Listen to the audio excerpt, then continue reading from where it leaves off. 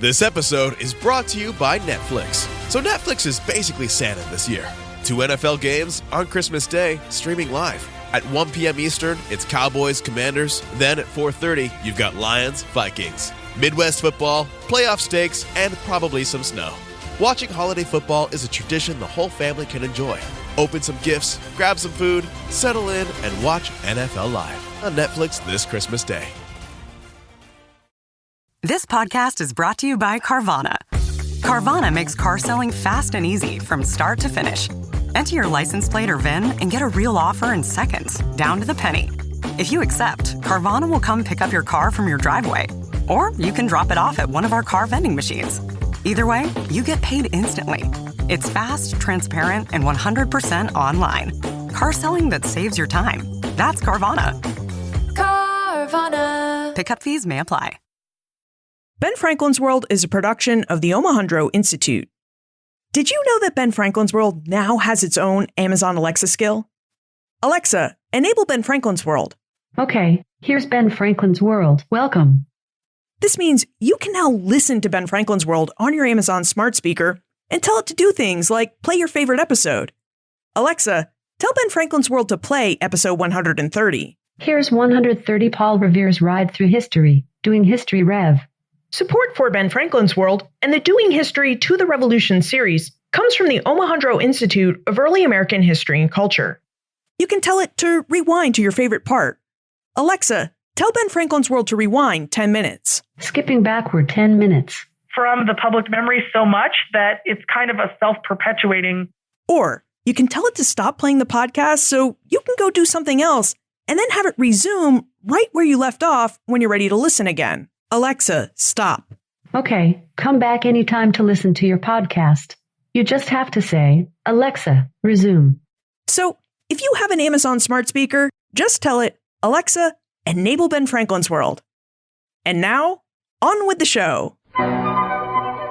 Welcome to Ben Franklin's World, a podcast about early American history with Liz Covart. The study of history is key to understanding who we are and how we can affect a better future. Ben Franklin's World will introduce you to historical people and events that have impacted and shaped our present-day world. And now, here's your host, Liz Covart. Hello, and welcome to episode 183 of Ben Franklin's World, the podcast dedicated to helping you learn more about how the people and events of our early American past have shaped the present-day world we live in. During the course of his lifetime, George Washington played 3 very important public roles. First, he served as the commander-in-chief of the Continental Army during the Revolutionary War and helped the United States secure its independence from Great Britain. After independence, Washington served as the president of the Constitutional Convention, which, as we discovered in our conversation with Edward Larson in episode 61, was a very important role in early United States history. As Ed noted in episode 61, Washington's presence and leadership of that convention gave it legitimacy. And it played a role in encouraging many Americans to ratify the Constitution of 1787. And then, under the newly ratified Constitution, Washington served as the first president of the United States. In that position, he set important precedents for many of the presidents who have followed him, including presidents who have served during our own time. But one role we may not recognize George Washington as having played is a role that was personally very important to him. And that was his role as farmer and agricultural innovator. Douglas Bradburn, the CEO and president of George Washington's Mount Vernon, joins us so that we can explore the history of George Washington's storied estate and his life as a farmer. Plus, Doug's also going to help us discover more about Mount Vernon as a historic site, so we know all it has to offer us when we visit. Now, as we explore Mount Vernon and the life of George Washington farmer, Doug reveals how the Washington family acquired Mount Vernon and developed it as an agricultural estate and plantation, George Washington's work to build Mount Vernon into a model of sustainable agricultural practices, and the remarkable story of the Mount Vernon Ladies Association, and how and why it saved and continues to maintain George Washington's estate for future generations. All right, I think it's time for us to venture to the banks of the Potomac River so we can meet Doug and discover more about the private world of George Washington. With tidings and wisdom to share about our early American past, Here is this week's special guest. Joining us is the president and CEO of George Washington's Mount Vernon. Prior to becoming president and CEO of Mount Vernon, he served as the founding director of the Fred W. Smith National Library for the study of George Washington. Plus, he's published numerous articles in a book, The Citizenship of Revolution, Politics and the Creation of the American Union, 1774 to 1804. Welcome to Ben Franklin's World, Douglas Bradburn. I'm delighted to be back, Liz. Thank you.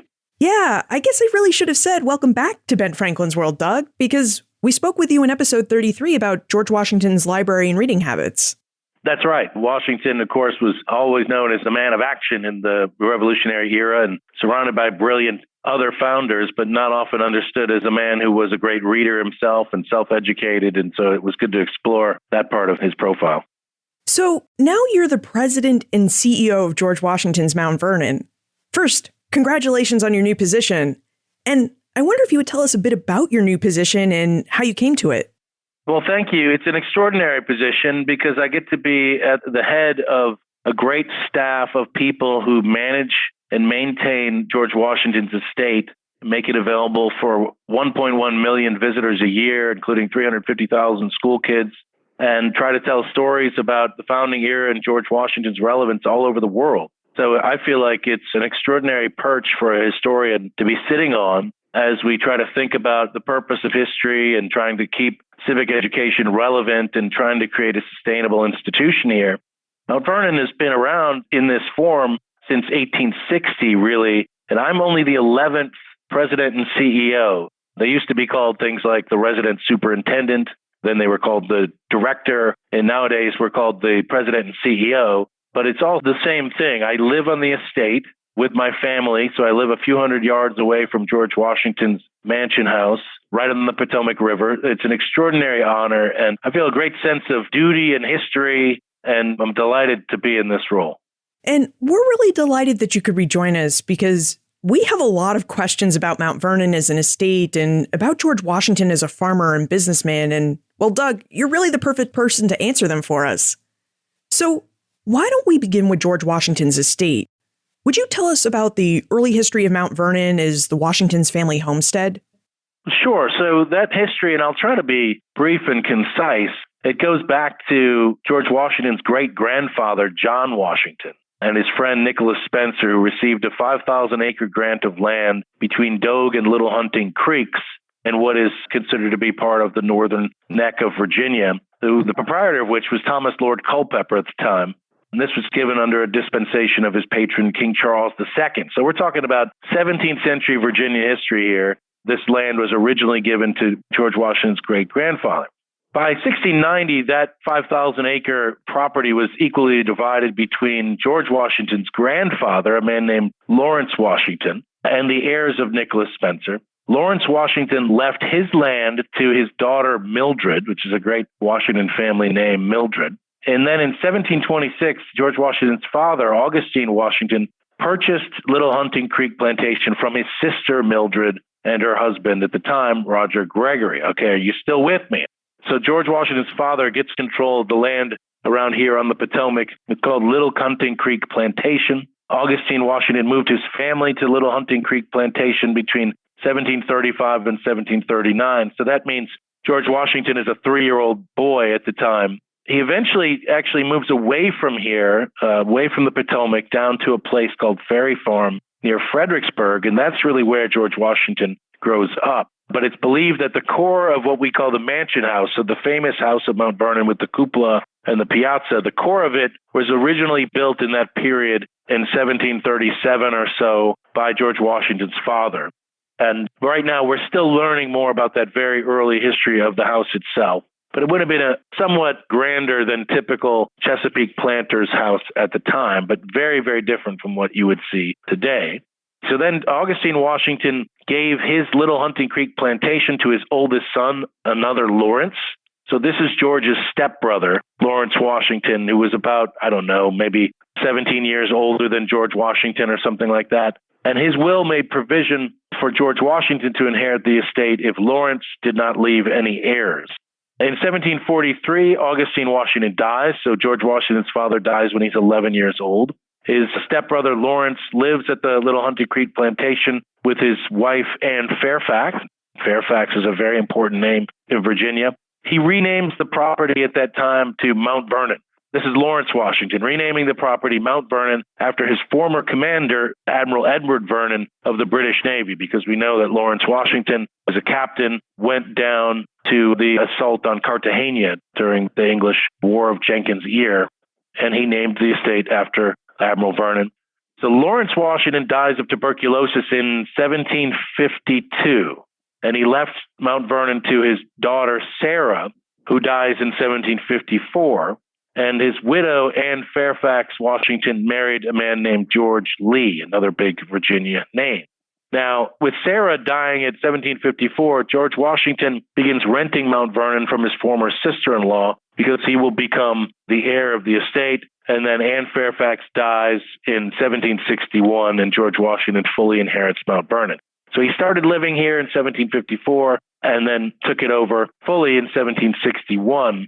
That estate was about 2,000 to 3,000 acres, and over the course of his life, he expands it to be 8,000 acres up and down the Potomac River. That estate expansion was made possible because of his marriage to Martha Dandridge Custis, who became Martha Washington, and she brought in a lot of wealth and enslaved individuals into his property, and they were able to expand the plantation at that time in the early 1760s when they first got married. Okay, so we're talking about a really big historic estate. Now, while we're on the subject of the estate, Leslie is really curious about the physical grounds of Mount Vernon and how they've changed over time. So, Doug, how is Mount Vernon structured as a farm? Well, that's a great question. So by the end of his life, he had about 8,000 acres, out of which 3,200 acres were under cultivation at different times. And what he did is he divided his estate into 5 different farms by his final kind of iteration of this. He, in the 1760s, as he's acquiring land on what we call the Peninsula Neck here, Mount Vernon Neck, he's acquiring land and consolidating land across the Potomac. And at that time, he's kind of dividing it into quarters and different farms, as a typical of a large planter in the Chesapeake would do. His were contiguous, and he was trying to create contiguous quarters, and he was very successful in buying land from other people who lived around him and then developing it. So he always had these kind of different regions and farms. By the end, he had 5 different farms. So one was called Dogue Creek, one was called Muddy Hole Farm, one was called Union Farm, one was called River Farm, and the one we think of as Mount Vernon today was the Mansion House Farm. So the Mount Vernon Ladies Association of the Union today owns and operates about 400 acres plus the original Mansion House on what would have been his Mansion House Farm. That would have been the most picturesque farm, and it would have been the area where most of the cultivation was done for the support of visitors to the Mansion House. The other outlying farms had different functions within his sort of agricultural economy. So the Dogue Creek farm, for instance, had a grist mill on it and ultimately would have a distillery on it as he expanded in that direction. There's another one called River Farm, which is his major wheat farm. Washington, very early on in the 1760s, was one of these large farmers who went from being a tobacco planter to being a real farmer. He stopped the cultivation of tobacco on his largest portions of his estate because he didn't believe he could make any money on it, and he didn't like the way the British mercantile system operated. And he went to wheat cultivation, which is something that he saw was more sustainable. And he was getting very much involved in the latest ideas of English agriculture with rotating crops and husbandry, the role of animals. And these are things that weren't really done in the Chesapeake plantation-style farming, which was very destructive of the soil. So that was corn cultivation and also tobacco. And basically, once the fields were used up, they would just cut down more woods and move because there was plenty of land. But in his case, he was trying to build an estate that was going to be a model that would be sustainable. And this particularly becomes his passion after the American Revolution. So in the 1780s, that's when we see him really getting involved in the latest agricultural trends. By this point, he's traveled all over what is the United States during the war, meeting with all sorts of different American farmers and foreign farmers. And, in Pennsylvania, he's very impressed with what they do. In New England, he sees different styles. He's reading constantly about the latest techniques. So he brings that back to Mount Vernon, both the idea of the picturesque and the design of the landscape, but also the utility of the land and how to best use it. So his estate is really a dynamic entrepreneurial space for him. At the end of the revolution, he's so famous, and he sees himself as sort of having retired from public life when he gives up his commission. He sees this role of helping Americans learn from the new style of agriculture as something that he can contribute to the new nation, that agriculture is so crucial to its future success that he can kind of show the way. And he has a somewhat elitist, old-fashioned model of the way that will happen. In American history, we think of the great agricultural reform movements of the 19th century. Those are really driven in some ways by that kind of spirit of democratic, expansion with these voluntary associations that people are joining that are helping to teach people about agriculture. And there's also a market-driven aspect to it. Washington's a gentleman of the 18th century, and he really thinks that, like a lot of the English reformers in the 18th century, that it's the role of great men in counties who have the means and have the capability to show the way, to create an example that can be emulated by other folks. So in some ways, his great experiments in agriculture don't have a huge impact down the road because this is simply not the way America is going to develop, learning from the example of great gentry. But on the other hand, he does do some extraordinary things that are really a generation ahead of what you're going to see, particularly throughout the South. But also, there are some lasting legacies that come out of his efforts in agricultural reform, including the introduction of the American mule, which is going to be such an important way that farmers throughout the South and Southwest can cultivate their lands. He gets very involved in breeding these giant jackasses he receives from the King of Spain and from Lafayette, these Maltese jackasses. He breeds them with horses and finds that the mules are much better for agricultural work because they're more tractable, they eat less, they're harder to kill. And so by the end of his time at Mount Vernon, very different from if you would have visited Mount Vernon in 1760 versus 1799. In 1760, a lot of the work would have been done by horses and occasional oxen. By 1799, most of the animal labor is being done by mule. So it's a really important transition there. So I went a little beyond your question, Liz, but it speaks to the nature of the way this plantation changed over time, both the look of it, what the land was producing, what the animals would have been doing and looked like on it as well. What about the buildings on the estate? Buildings are really important to farming, and you mentioned that Washington had a rum distillery and a grist mill on his estate. So what were the other outbuildings that contributed to the operation and sustainability of Washington's farm and plantation? That's a great question. Yes. So building buildings was a key to his vision for the future of farming as well. A lot of the buildings in the Chesapeake were put up very hastily, little corn sheds and things that weren't intended to last. He was interested in building things that lasted and designing things that could be particularly useful. So for instance, on River Farm, he put in a massive brick barn as well as outbuildings and housing for the enslaved individuals as well as for animals. But also he would arrange them in sort of a symmetrical fashion with a long vista, farm road that would be capped off by this complex of buildings so that it looked more like an orderly village and rather than just a haphazard plantation.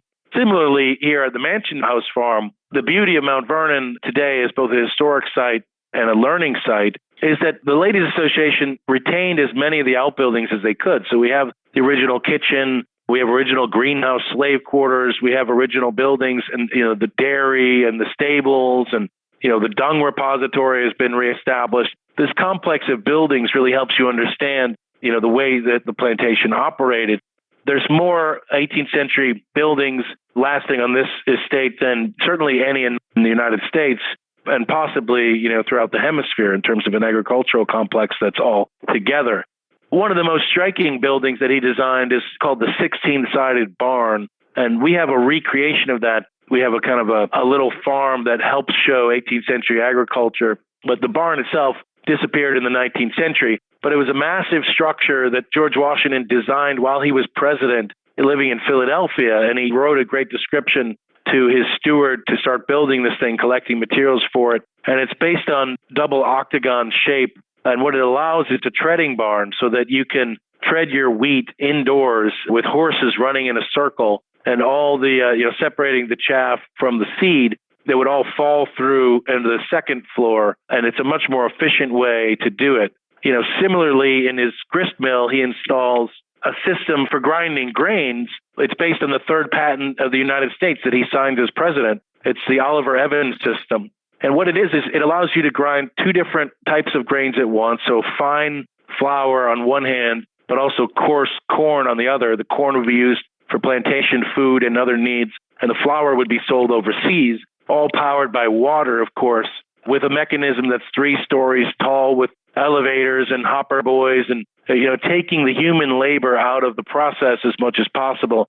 Very much what you see, why mills are the heart of the American Industrial Revolution, getting these mills to function in that manner. And Washington's very interested in trying to do those sorts of things. So ornamental buildings, but also buildings that work to be as efficient as possible to wring resources out of the soil. Buildings were really important to farms in their operation, but so were people.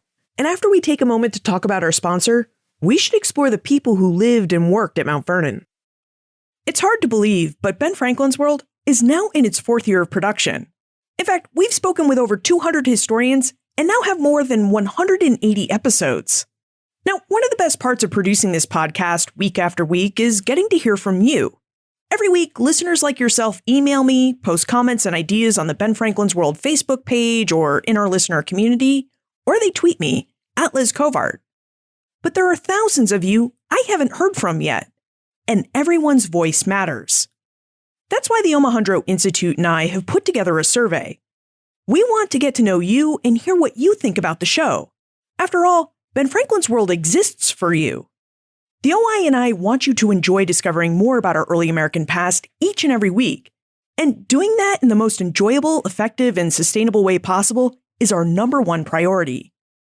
That's why I'm asking you for a big favor. Can you spare me just a few minutes to complete our online survey? We tested it in the office, and it really doesn't take more than just a few minutes to complete. Just visit benfranklinsworld.com/survey and share your thoughts with us. I know we're all busy and that taking the time to do this survey is a really big favor. Please know that your participation will really help keep the show fresh and available for download every Tuesday. Plus, everyone who completes the survey will be entered into a drawing for a signed copy of some really great books about early American history. Again, our survey is available at benfranklinsworld.com/survey. Thanks again for your help with this. I really look forward to hearing from you. Doug, Dalen would like to know more about Mount Vernon as a working plantation. Specifically, he'd like to know more about the enslaved people Washington had working and living on his farms and estate. So, would you tell us more about the enslaved population who once lived and worked at Mount Vernon? Yeah, absolutely. Slavery, of course, was something that Washington used throughout his life. He inherited his first enslaved men and women when he was 11 years old when his father died. Slavery was the way things were done in the Chesapeake and, of course, as you know, unfortunately, throughout much of the Atlantic world. Now, Washington's case, by the end of his life, we'll start there and sort of work back, because that's when we have the best data on who was here at that time. Because, of course, when he dies, we have this great slave census that he produced in the process of trying to figure out who he owned and then figure out if he could free the ones he owned and also what to do with the ones that Martha were part of her dowry. But anyway, by 1799, there were 317 enslaved people at Mount Vernon. Of that number, 42% were either too old or too young to work.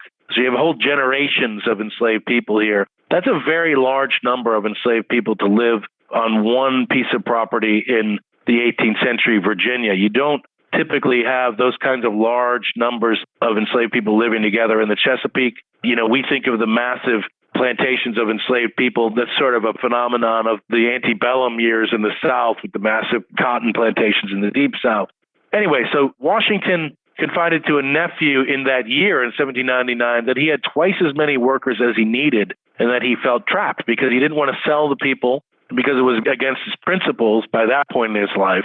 And he didn't want to rent them out to others because it was impossible to do that without breaking up families. Now, of the 184 enslaved workers in 1799, about 1/4 were domestics or skilled craftsmen. These are the ones who could work.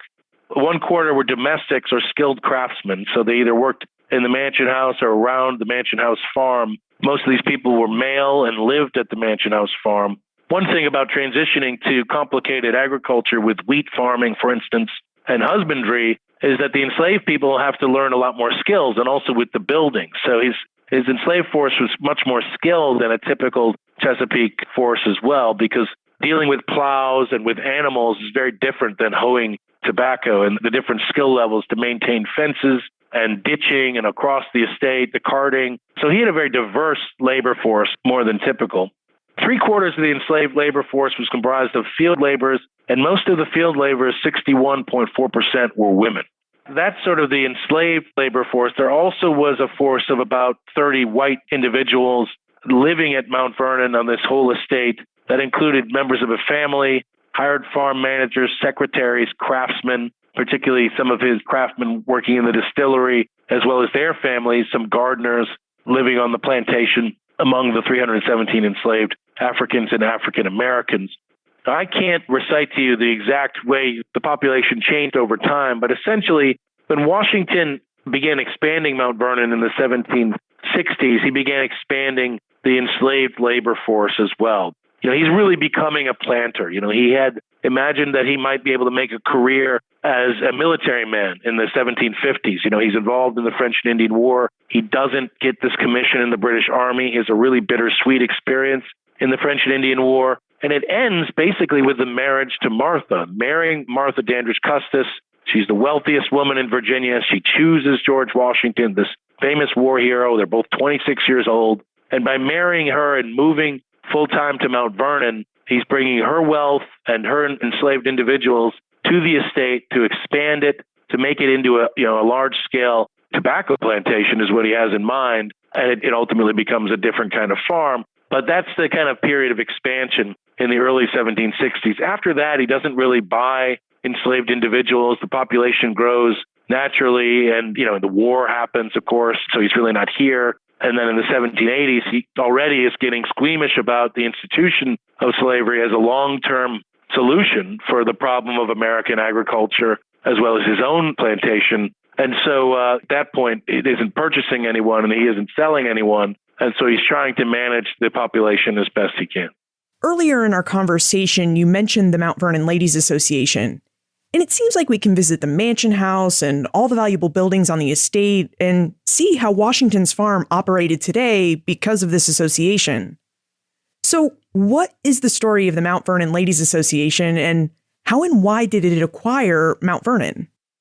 Thank you very much. It's a great question. It's a great story. It really is an amazing American story of philanthropy and really the birth of American historical preservation.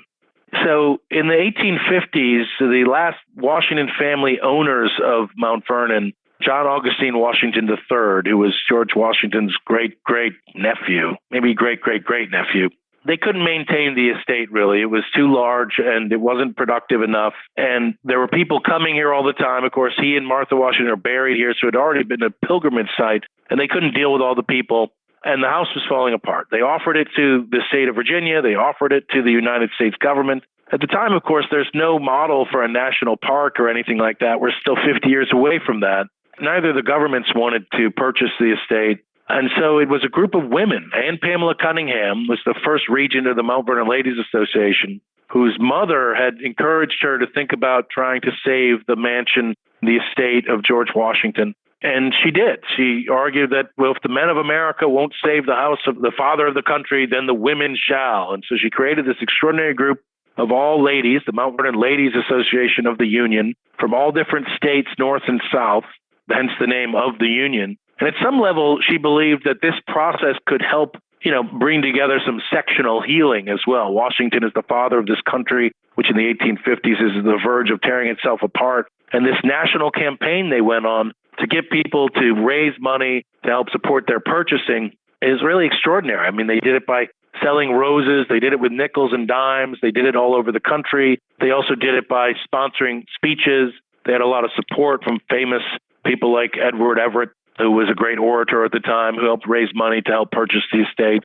And so they raised ultimately $200,000 to purchase the estate and to make it available for people all over the country. And they saw their mission as a public mission, even though they are a private organization, and we still do. So the mission is to preserve the estate at the highest standards possible and to educate people all over the world about the life and legacy of George Washington so that future generations can be informed and inspired by his example. So it's an incredible model.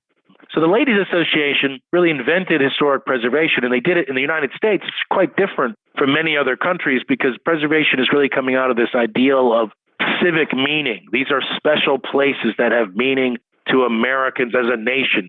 Who are we as a people? These places are preserved and protected, like a battlefield or like a house or a monument that is built to represent things that speak to our civic culture, our civic religion of this experiment in democracy, right?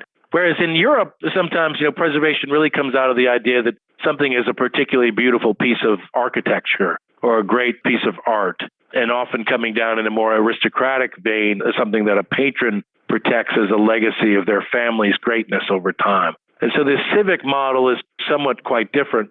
The Ladies Association is copied by a lot of different organizations in the 19th century, women's organizations that will take it upon themselves to preserve antiquities and houses. You see this with, in some respects, the DAR, the Society of Colonial Dames, the Virginia Preservation Societies, and many others as well. And so the Ladies Association is an important part of our story. The organization today continues those traditions. We not only preserve the estate and the mansion and try to teach people over the world, but we also preserve the viewshed across the river. So we work with conservationists in Maryland, and there's a national park that was created out of the efforts of one of the ladies in the 1950s that exists just to preserve the view. We spearheaded the innovation in conservation easements that people get attached to private property that restricts how big they can build their buildings, how tall they can grow their trees, they can't cut down their trees, that sort of thing, to help in this preservation of the view. So they've really been innovative throughout the years and taking on the challenges of the modern era. I think you had another aspect to that question about all the different buildings on the estate. Well, when the ladies first took over the mansion, of course, the mansion and the tomb of George Washington in some ways was the most important thing. The mansion, which is now iconic, was crucial as well. But they had a lot of recommendations from some of their expertise that they reached out to, some male architects who thought that they should just bulldoze everything around the mansion, all the outbuildings, all those historic buildings, which thank goodness they didn't, because now we are able to tell the story of the enslaved, which is something nobody really wanted to tell that story in the 19th century, partially because there were former enslaved people working at Mount Vernon as guides, and they could talk about it if people asked. And it was still, in that world, people still lived in a generation where they could remember slavery. But of course, later on, there's also the white institutions are not particularly interested in talking about enslaved individuals. But the Ladies Association always protected those structures and those outbuildings and the slave cemetery. Once the picket fence around that kind of disappeared, they put in a monument in the 1920s for the enslaved people, and have continued to try to tell that story. It's always not been the first priority of the institution. But because the early ladies were so strong in the efforts to preserve what Washington had, no matter what, we now can go back and really reestablish stories of those long-lost individuals as well. So they've really done an extraordinary job stewarding this property so that it can remain relevant to future generations. You keep talking about all the stories that we can tell about Mount Vernon because of all the buildings, the museum, and the mansion house on the grounds. And Alec wonders how the presentation of Mount Vernon as an estate, as George Washington's home, has changed over time. Well, that's a great question. And really, the answer to it is a study in the evolution of professional ideas about historic sites and historic site preservation. So at the very beginning, they just struggled in the first generation to make sure the place didn't fall down. So you got a bunch of wooden structures in Virginia that were built in the middle of the 18th century, some of which is old as the 1730s. And so how do you make sure that these things just don't turn to dust? They're not brick, they're not stone, they're wood. And so that's the kind of early effort, is really about survival, until they can get their financial footing in much better shape. And they weather that, and then the Ladies Association begins decorating the mansion. And so, in fact, the early members of the board, so the board is made up of all women, one per state, but not one from every state. They're called the vice regents. When the vice regents would come to visit Mount Vernon, they would stay in the mansion itself. There was nowhere really else to stay. They would stay in the mansion, and each vice regent would adopt a room. So I don't know them off the top of my head, but, say the vice regent from California might get what we call the new room, what used to be called the big dining room. And then they would decorate it with sort of oldie-looking objects, some of which were original Washington materials that, we were trying to get to come back to the house from family members. They've been dispersed all over the country. Some of them were just sort of like, say a Boston 18th century chair that had no particular reason to be at Mount Vernon, but it was an 18th century chair, and there it is. So that effort to sort of make it look and feel without really knowing what it looked and feel like, without really having the research ability to get at it.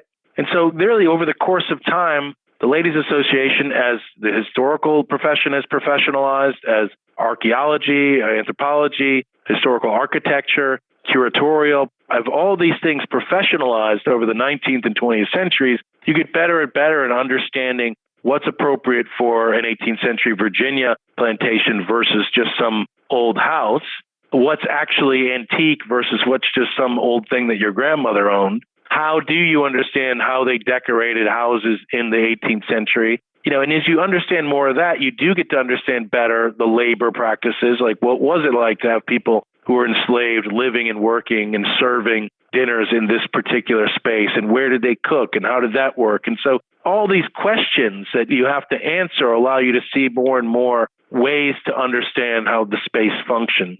So by the middle of the 20th century, the Ladies Association had a big push running up to the bicentennial of Washington's birth. So in 1932, huge, big deal. This is when you get the George Washington Bridge and you get the George Washington Memorial Parkway leading to Mount Vernon. And there's a strong effort there to try to understand what the house actually looked like. That's when some of these iconic things actually come off the house. There'd been a balustrade across the roof that you still might see in old photos and postcards, which came off because they realized that was put on during Bushrod Washington's time, one of George Washington's heirs, that sort of thing. So architecturally trying to understand what was the house that Washington had when he died and restoring that as best as possible.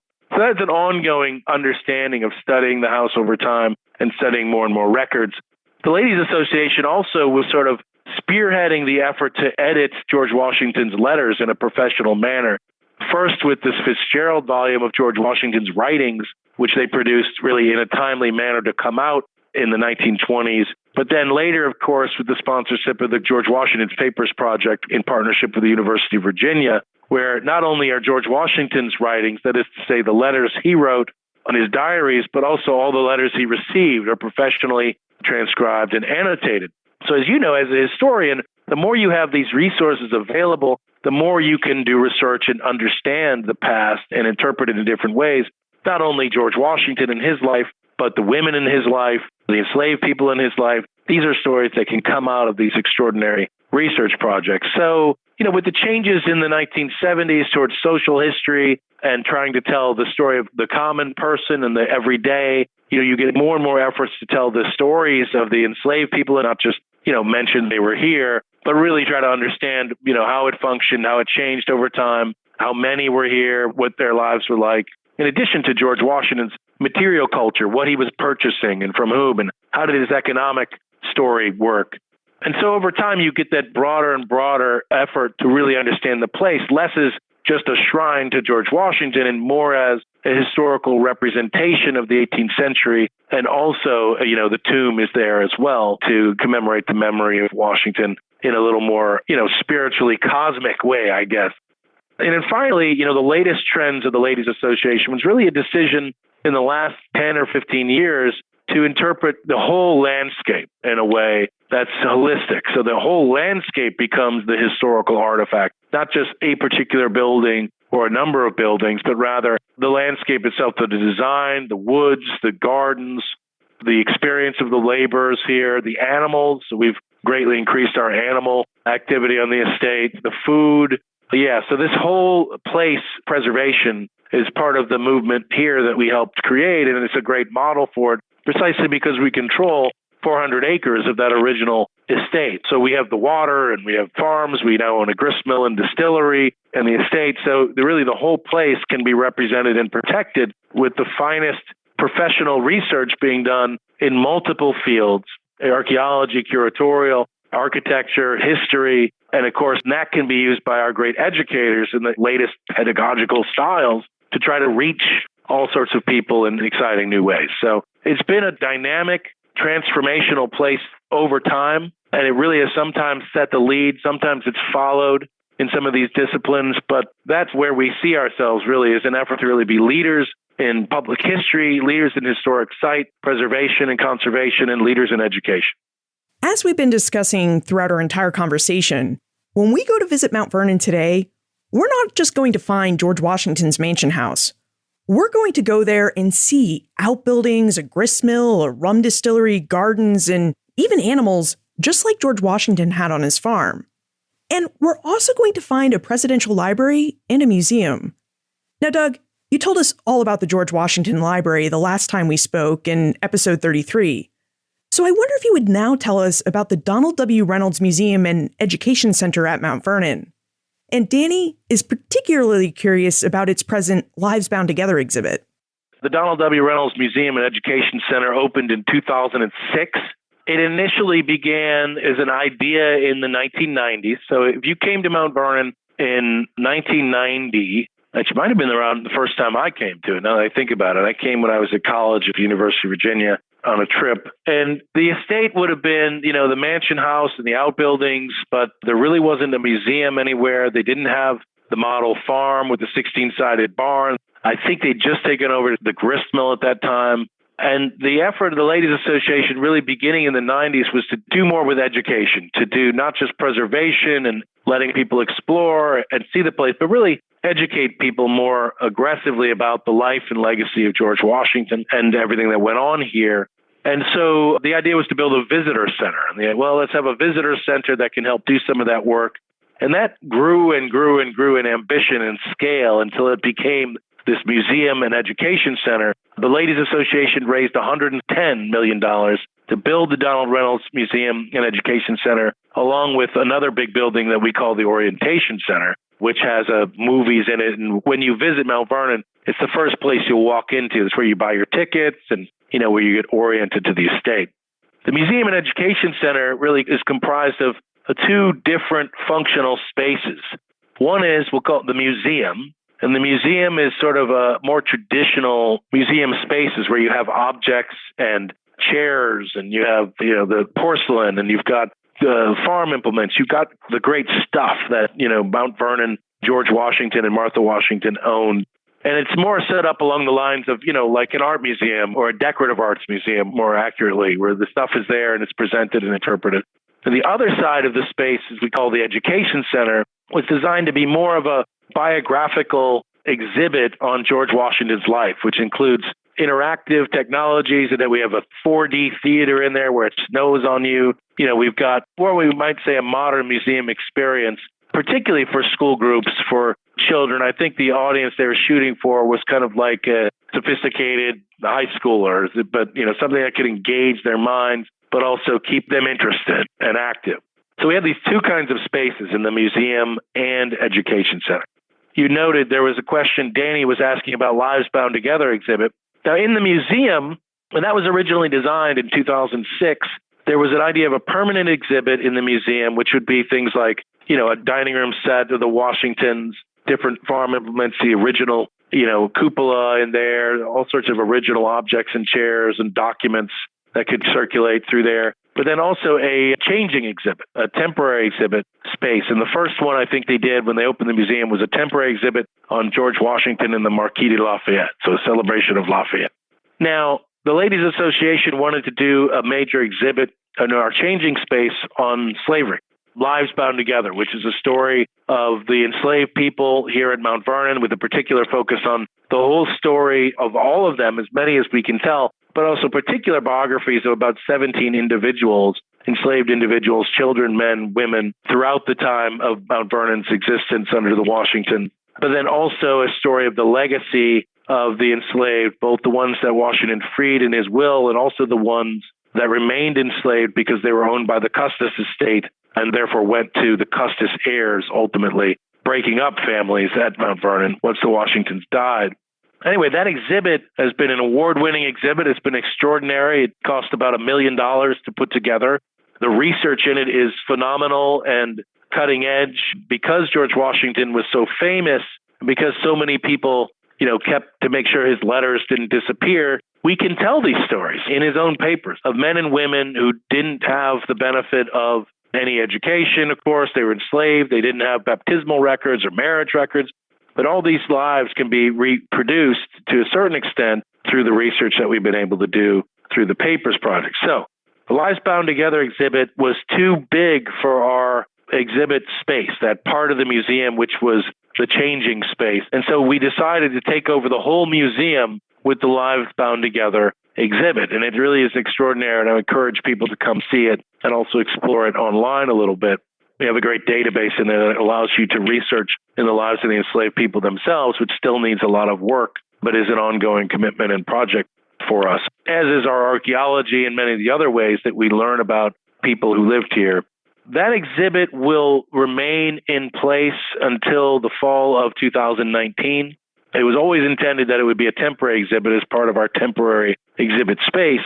But the great thing, I think, is that a lot of the research has been so impactful that we'll be able to take those aspects that went into the exhibit and really scatter them throughout the estate. So we have a reproduced slave house down at our model farm, but also we have the reconstructed slave quarters around the greenhouse and also a little museum in there to the enslaved.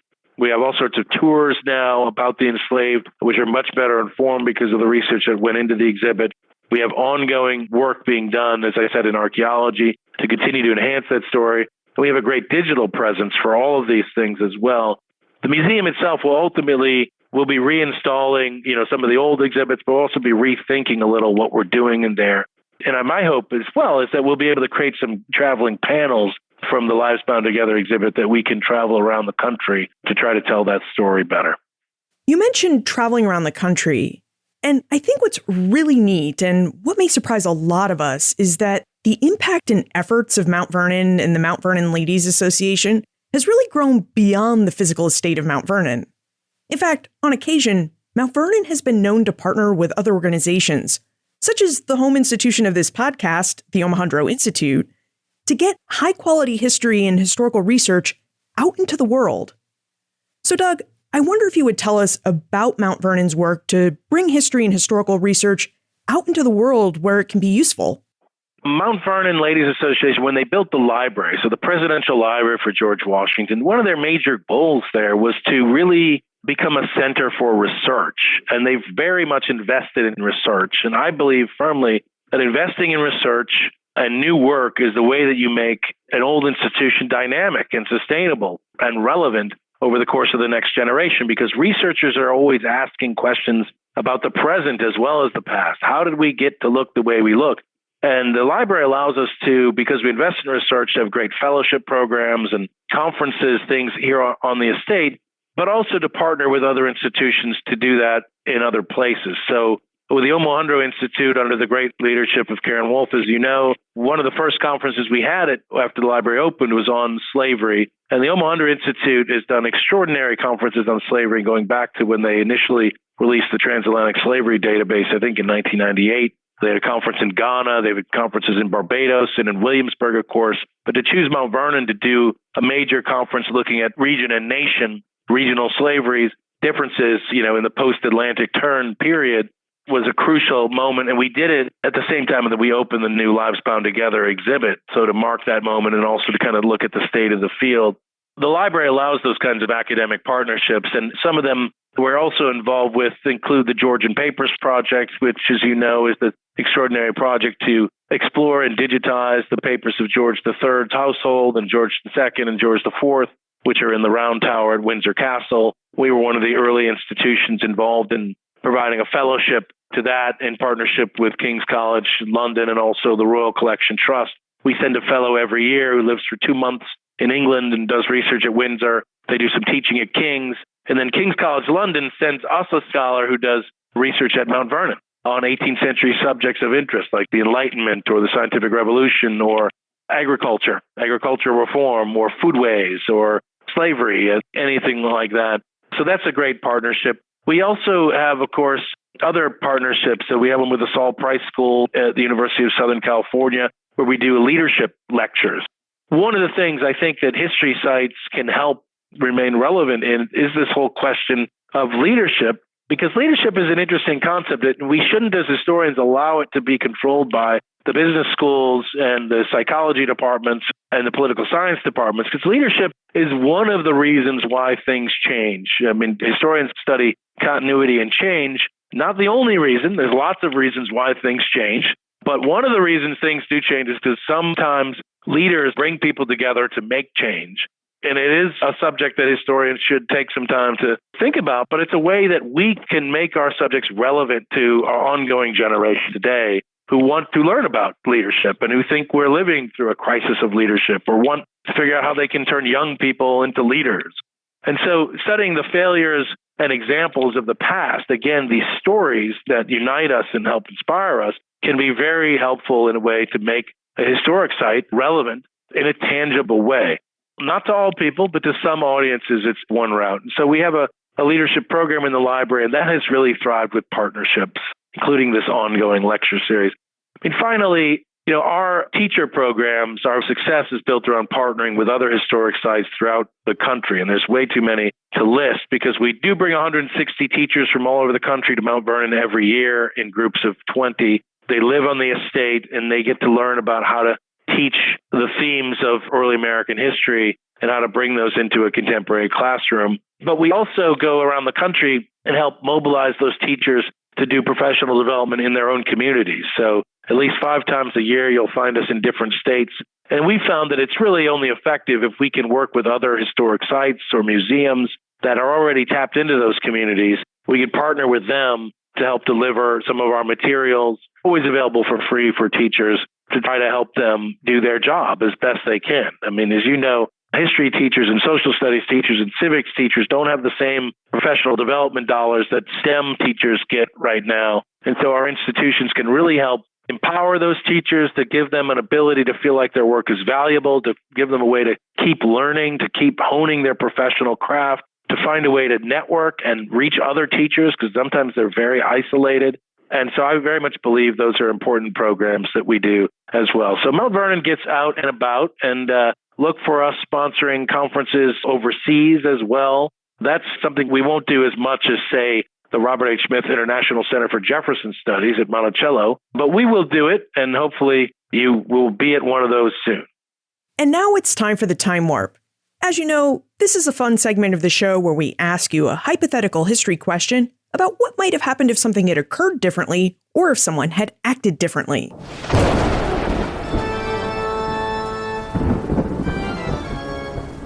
The Time Warp.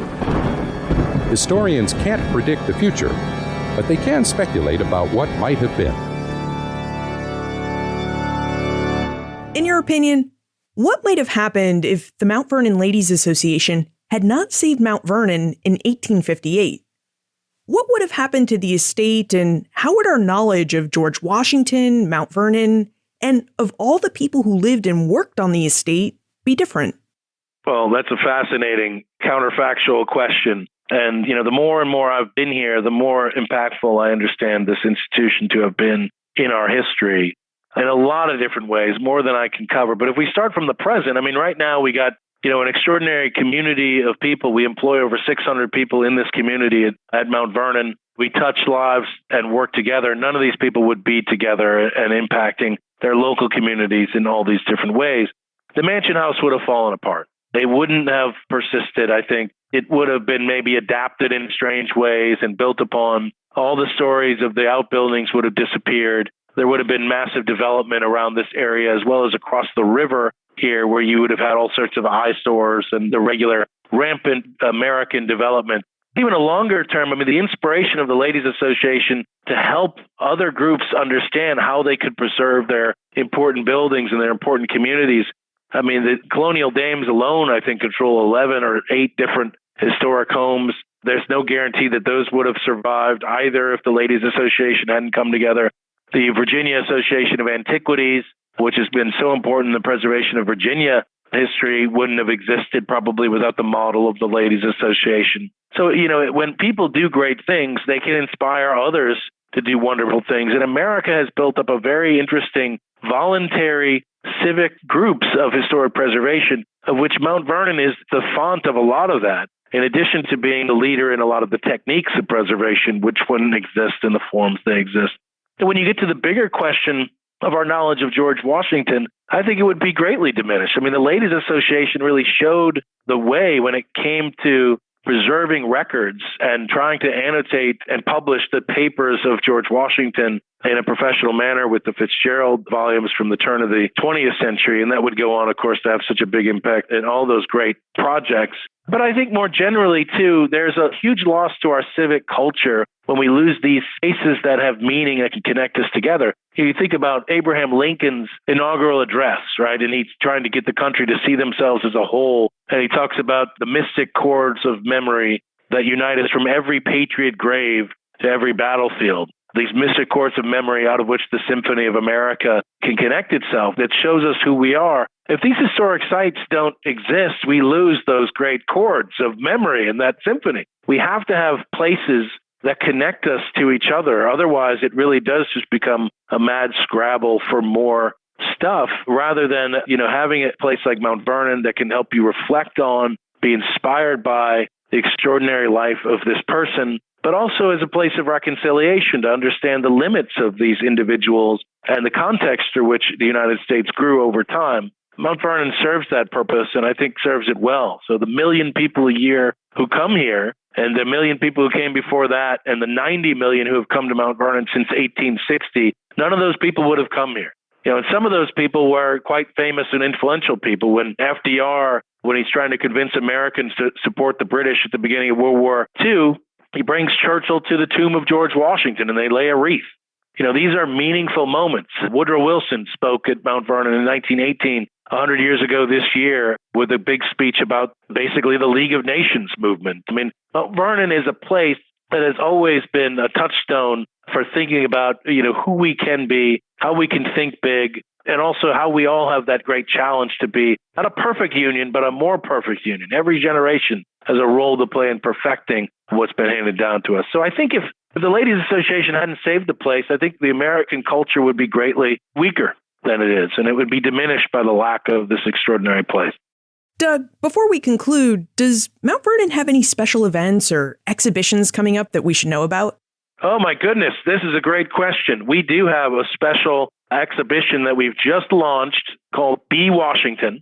Now, this is in our education center. Remember, that's the space where we're doing the exciting biographical work of Washington and trying to engage younger people in particular. But this is an extraordinary interactive educational experience where you are put into the boots or into the shoes of George Washington. And you sit there in this room full of people and you watch a little mini 2-minute documentary, and it sets the stage. So one of the cases, for instance, is the Whiskey Rebellion.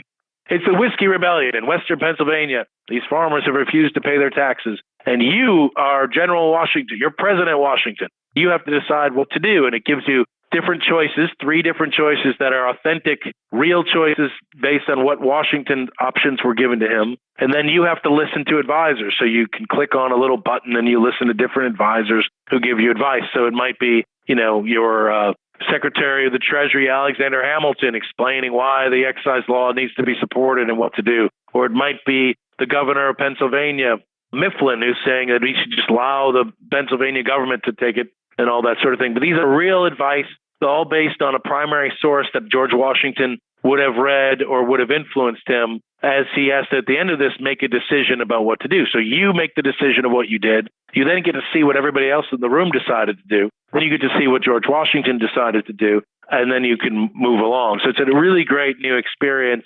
But Liz, I think the thing that's wonderful about it is that it also can be played in classrooms around the country, online at bewashington.org. You can play this game. You can network your classroom together so that all the students can play the game together and the teacher can show the movies at the front of the screen. And then you can have a debate about why some people chose this and why they chose that. It's intended to teach the history, to teach a little bit about decision making, but also to allow people to recognize that we need to take multiple opinions before we make complicated decisions, that there's lots of different point of views about what to do and lots of different ideas about what's right sometimes in complicated situations. and it's worthwhile being a little more deliberative about what we do. So I'm very excited about this educational experience we've put together, and I would encourage everybody to come here and do it or check out bewashington.org for themselves. We've covered a lot of ground today, and I know we're going to have more questions about Mount Vernon and all its different programs. So how can we get in contact with you or someone on your staff? If you have research questions, you should forward them to our library here. We have tremendous staff over there whose job it is to answer research questions from people all over the world. And you can find those links on, again, mountvernon.org/library, or click through to the Washington Library and find those contact information.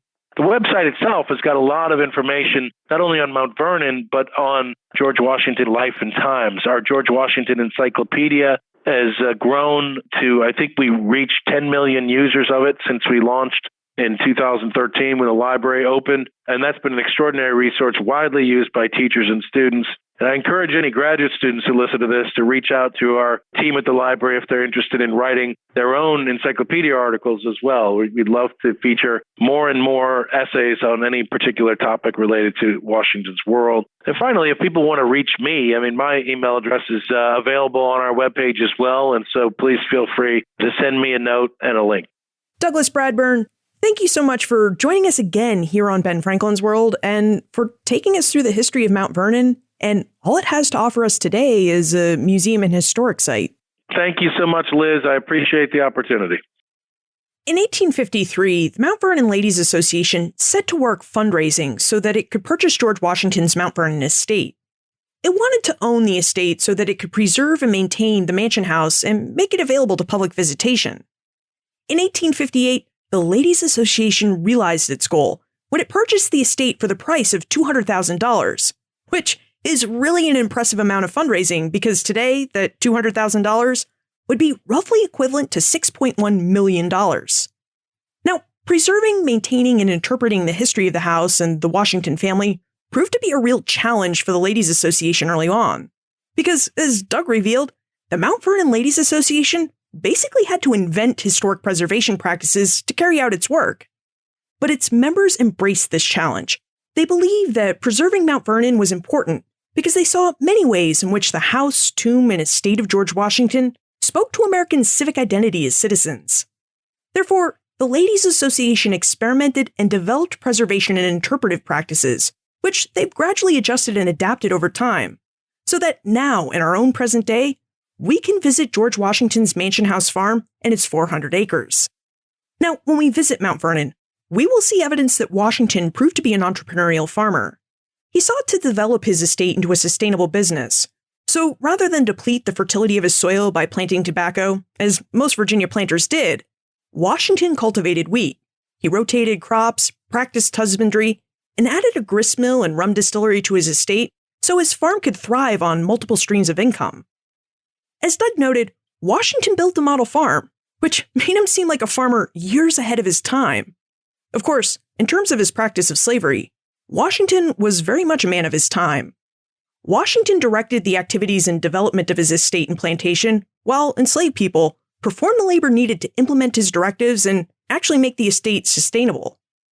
Now, thanks to the Mount Vernon Ladies Association's investment in historical research and its commitment to support the Papers of George Washington editorial project, we know a fair bit about how Washington's farm operated and about many of the enslaved people who made its operation possible. And this is what I think has been the most fascinating part of our exploration. Our discovery of just how we've come to know what we know about Mount Vernon, its operation, and the lives of many of the people who once lived on the estate. It turns out that we know a lot about George Washington and Mount Vernon because of the Mount Vernon Ladies Association and its commitment to investing in historical research and new work about Washington and his estate. In fact, the Mount Vernon Ladies Association has a long history of raising money to support history and historical research. In recent years, it's raised $110 million to build a state-of-the-art museum and education center. It raised more than $106 million to build a presidential library. And it continually invests in fellowship programs, conferences, museum exhibits, teacher workshops, and other programs to get history out into the world. The association really views investment in history as a benefit to society, and as a way to keep their organization and its work dynamic and sustainable. Plus, It's also really neat to see just how far the reach of one historic site and one organization can have. I mean, the reach of the Mount Vernon Ladies Association extends a long distance away from the banks of the Potomac River, and the impact of the organization seems to have been really big. On a related note, the Omohundro Institute shares many of these same ideas and values.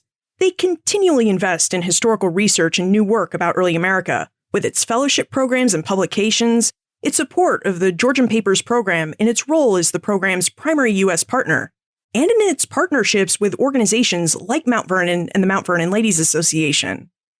And like the Mount Vernon Ladies Association, the Omohundro Institute wants to get high-quality history out into the world where it can be useful and relevant in so many different areas of society.